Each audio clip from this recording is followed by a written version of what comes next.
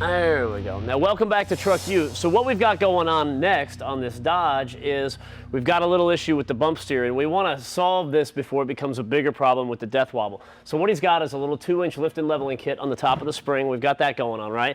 You combine that with the bigger tire, so there's a heavier stress load on all of the steering geometry up on the front. So when he's hitting pretty good sized bumps, things are starting to shake around a little bit. That can wear down the bushings and become a huge problem down the road. And like we said, we want to avoid that and fix it now before it becomes a big problem, right? Now, along that same line, you've got an issue here with the steering box and this pitman arm. So what happens is you've got a lot of load and a lot of stress over here. It can actually twist the frame and twist our steering box right there. So we're going to reinforce it. We've got a support system from BD Diesel to do that. But first, we've got to get this bolt off here that holds the pitman arm in place. Hold on a second, Matt. All right, so what we're going to do is take this nut off. We're going to use a bit of an extension. They're called a sector shaft to go into place. So we'll use our lock nut, lock washer here. I'm going to go ahead and run this up. Once I get it tight, we can go ahead and tighten it the proper way and torque it to 180 pounds.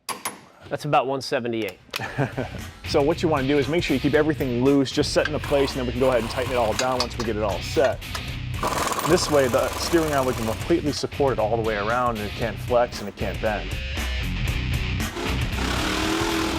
Now this is the new track bar that's going to replace the stock one, and it's nice for a couple different reasons. First of all, it's adjustable, so you get each end tied in and you can spin this little center section. You spin it one way, it kicks everything out. You spin it the other way, it brings everything back in. So whatever you want to do, you can. And it's greasable on both ends, which is another nice touch.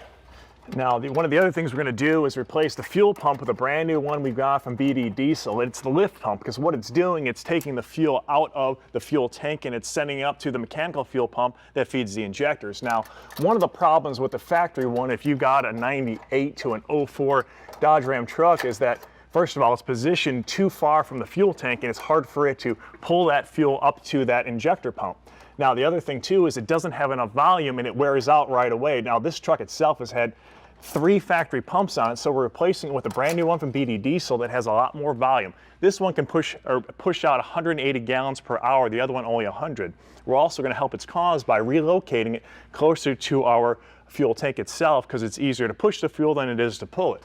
We've also got our little filter which will go into place before it, so anything that gets into the fuel tank will be filtered out before it hits the pump, won't contaminate the pump, and keep this thing running strong.